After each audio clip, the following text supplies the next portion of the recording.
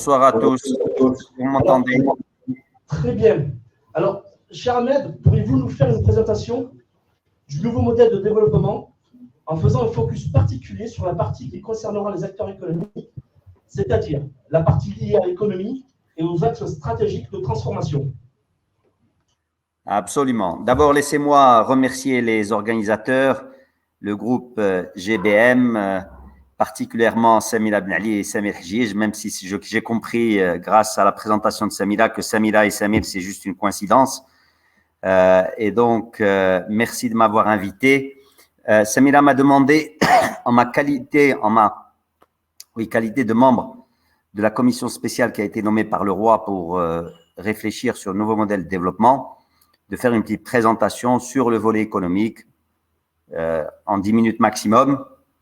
C'est une présentation que je fais normalement en 40 minutes, donc je vais essayer vraiment de comprimer ça pour tenir dans les 10 minutes. Alors, voilà, mon problème, il faut que j'arrive à me débarrasser des paramètres parce que je n'arrive pas à avoir l'accès. Alors, voilà, très bien. Donc, si vous voulez, le nouveau modèle, pourquoi le nouveau modèle est venu? Parce que à partir de 2017, Sa Majesté a appelé les forces vives du royaume à réfléchir sur un nouveau modèle. Le Maroc a fait beaucoup de progrès dans différents domaines, mais le souverain a jugé, d'ailleurs il n'était pas le seul à juger ça, que le modèle actuel avait atteint ses limites. Donc il y a eu un appel plusieurs fois aux forces vives, c'est-à-dire aux organisations, aux partis politiques, aux ONG de réfléchir. Il y a eu des contributions. Et fin 2019, il a mis en place la commission spéciale dont je suis un des membres, il y en a 35. Et nous avons fait un travail d'écoute. On a fait vraiment un travail extrêmement collaboratif avec des Marocains de tous bords installés au Maroc, des Marocains à l'étranger, avec des experts internationaux, avec les partis politiques, les syndicats, vraiment la société civile, pour les institutions constitutionnelles, pour essayer d'arriver d'avoir un modèle cohérent pour les Marocains, fait par les Marocains. Et je pense que nous avons une mouture qui, selon toutes les parties prenantes, est intéressante, puisque le roi a demandé au gouvernement de prendre en compte les différentes conclusions du nouveau modèle de développement. Et je vous invite, il y a un site qui est le site de la commission spéciale. Pour tous les investisseurs qui veulent venir au Maroc, vraiment, ça peut être extrêmement intéressant de regarder ce qui se passe dans ce qui est proposé. Alors, parlons d'économie. Clairement que l'histoire principale, c'est comment on crée plus de croissance. Si on prend le Maroc, depuis une décennie, nous sommes à 3,5% de croissance. Vous me direz, c'est pas trop mal, mais ce n'est pas ça qui va nous faire arriver dans cette tranche de pays émergents à revenus intermédiaires. Nous sommes classés parmi les pays émergents, mais nos revenus on fait à peu près, si vous voulez, on n'est pas encore là où on devrait être. Et donc, le nouveau modèle dit, nous, on voudrait avoir une croissance de 6% en moyenne par an d'ici 2035. C'est un modèle qui est sur une quinzaine d'années, c'est 3 législatures. On se dit que le Covid, au départ, on réfléchissait à mettre sur 10 ans, mais comme il y a eu le Covid, ça a fait reculer le monde entier de 2-3 ans, le temps que les gens se remettent en course. Et donc, on s'est dit, il va y avoir 3-4 ans de perdus. Et donc, on ne peut pas atteindre des objectifs qu'on s'était fixés au départ sans prendre en compte cette donnée Covid. Et créer ces 6% en moyenne est absolument important parce que, ça nous permet de créer le nombre d'emplois pour satisfaire les besoins en demande d'emploi de ces jeunes qui arrivent sur le marché du travail chaque année. Et deuxièmement, dans le NMD, le nouveau modèle, on s'est beaucoup attaché, on s'est beaucoup attelé à développer le capital humain, ce qui nous semble être absolument fondamental. On a fait beaucoup de hardware au Maroc, et je disais, il est temps qu'on fasse du software, c'est-à-dire on avait beaucoup d'infrastructures, mais là, il faut développer le capital humain, il faut développer l'éducation, la santé, la culture, l'innovation, etc.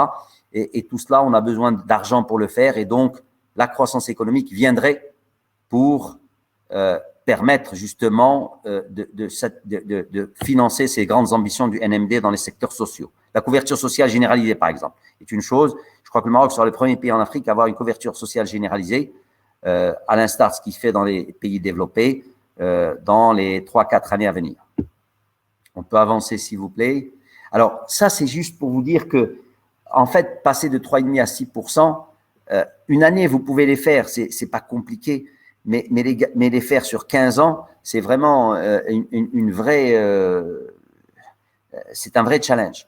Et donc, on s'est dit, mais est-ce que le Maroc a les gisements de richesse potentielle, a les gisements de prospérité pour faire tout cela? Et quand on regarde le Maroc, contrairement, même si on n'est pas encore arrivé malheureusement à en faire un pays développé, on est en voie de développement, le Maroc dispose, et on est encore une fois un pays à faible revenu, mais le Maroc dispose dernièrement de gisements de prospérité. Et on les a classés en 4 buckets. Le premier, ce qu'on appelle le capital naturel.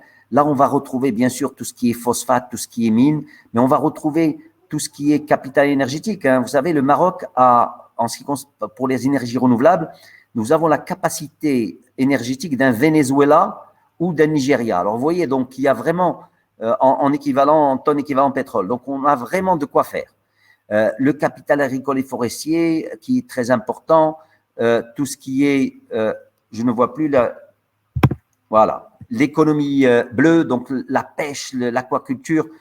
Nous avons 3500 km, si vous voulez, de côtes, et on n'en fait pas encore assez. Tout ce qui est chimie verte avec le développement de l'hydrogène, le Power to X, ça aussi, c'est quelque chose d'extrêmement intéressant. Et bien sûr, l'économie circulaire, qui est vraiment à ses tout débuts. Il y a le deuxième bucket qu'on a appelé le capital immatériel. Et là, bien sûr, tout ce qui est digital, numérique, avec beaucoup de jeunes qui s'intéressent aux technologies de l'information. L'offshoring, où on est vraiment devenu une place pour l'investissement étranger en offshoring, que ce soit en ITO, en BPO ou autre. Les industries culturelles et créatives. Vous savez, je le cite souvent, le Nigeria emploie 1 million de personnes dans le cinéma. Et nous, c'est vraiment quelques dizaines de milliers. Et donc là, il y a encore beaucoup de choses à faire. L'artisanat, qui est vraiment le tourisme avec des choses extraordinaires. Le troisième bucket, c'est tout ce qui est positionnement géostratégique du Maroc. Et donc, notre positionnement fait que on peut être intégré dans les chaînes de valeur régionales. Aucun doute là-dessus. Et régionale et, si vous voulez, euro-méditerranéenne, ce que veut faire l'Europe en rapatriant de l'Est certaines industries stratégiques, eh ben, on peut les faire entre le Maroc et l'Union européenne. Ça permettra d'avoir cette compétitivité coût et en même temps la proximité. Il y a aussi beaucoup d'ingénierie qu'on peut développer au Maroc. Aujourd'hui, beaucoup d'entreprises et dans l'aéronautique et dans l'automobile ont leur gros cabinet d'ingénierie basé ici à Casablanca. Donc, si vous voulez, ça aussi, c'est extrêmement intéressant. Le biomédical et bien sûr le marché intérieur, vous allez trouver tout ce qui, ça part des métiers de la construction, au commerce, aux industries domestiques, à l'économie sociale et solidaire, etc. Et donc, c'est juste pour vous dire que il y a énormément d'opportunités à aller chercher. Mais alors, comment on va la chercher? C'est ma slide suivante. En fait, ce qu'il faut, c'est vraiment une révolution entrepreneuriale. C'est ça le but. Cette révolution, parce que si vous voulez saisir ces gisements, l'État a un rôle à jouer. Je vais venir, c'est ma slide suivante. Mais il faut que les entrepreneurs s'engagent. Alors, cette révolution entrepreneuriale, elle servirait à quoi? Elle servirait à moderniser le tissu économique actuel pour plus le formaliser, pour adapter plus des techniques très chères à Samira Ben Ali, de maintenance préventive ou autres, de RP, d'optimisation, de lean manufacturing, etc.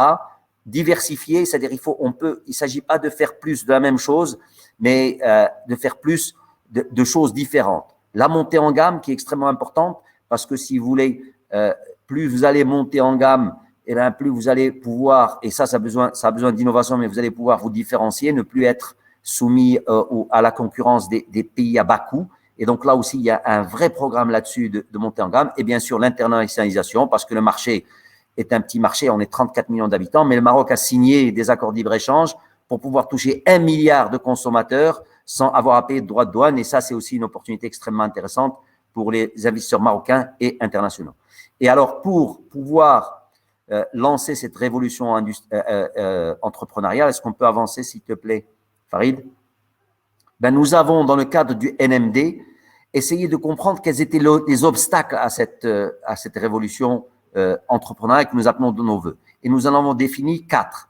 Le premier, c'est ce qu'on a appelé les barrières réglementaires administratives. Et là, c'est vraiment de la bureaucratie, des lois qui sont obsolètes, de la concurrence non régulée, etc.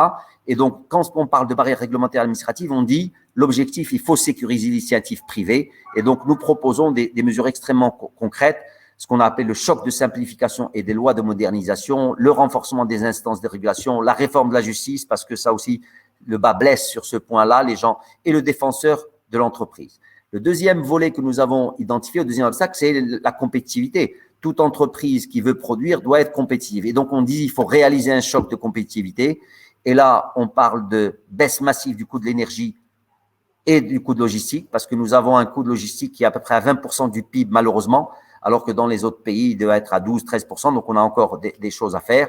Des zones d'activité accessibles à toutes les entreprises, la transformation numérique, l'implication du privé dans la formation, parce que là encore, on pense qu'avec le vivier de jeunes que nous avons, si on fait de la formation publique-privée, comme on l'a fait sur l'automobile, ça peut donner des résultats extraordinaires.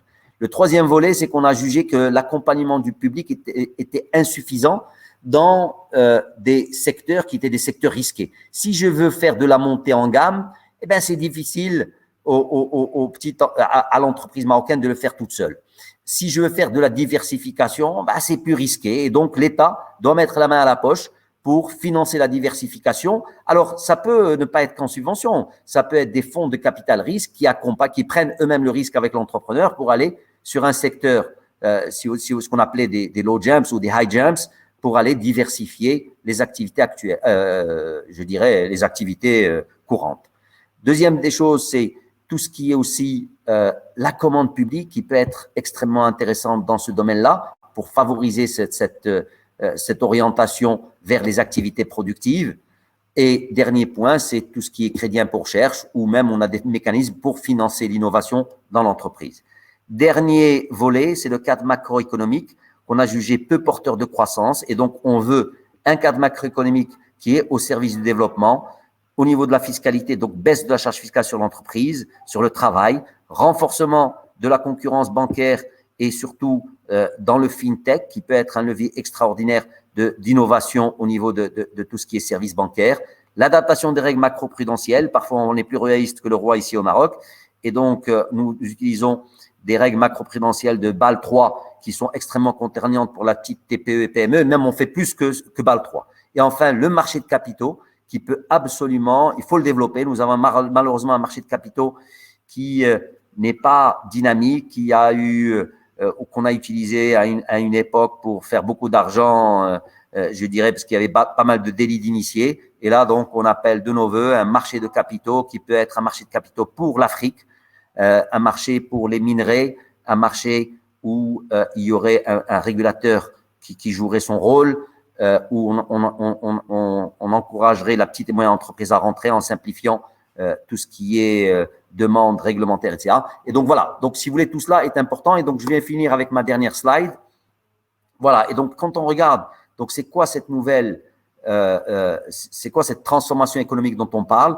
Il y a une politique nationale de transformation économique qu'on définit, qui comprend en son sein des ambitions sectorielles, qu'on appelait des ambitions sectorielles prioritaires, et on a soit des instruments spécifiques pour accompagner cette politique nationale de transformation. Ces instruments spécifiques, j'en ai parlé tout à l'heure, j'ai parlé du financement de l'entreprise, de l'accompagnement, j'en ai pas parlé, mais on a un programme d'accompagnement qu'on a proposé qui, au niveau national, qui accompagne les différentes catégories d'entreprises à différents stades de leur vie. Le cadre incitatif, j'ai parlé de fiscalité, d'impôt recherche, mais j'ai parlé aussi de financement du private equity. Et un dernier point dont j'ai parlé qui me semble extrêmement important, les task forces sectorielles publiques-privées. Prenons par exemple une ambition sectorielle 1 et on se rend compte que chaque fois que vous avez un secteur qui veut développer, prenons l'industrie veut développer par exemple l'aéronautique. On se rend compte que pour développer l'aéronautique, eh ben, l'industrie n'est pas la seule concernée.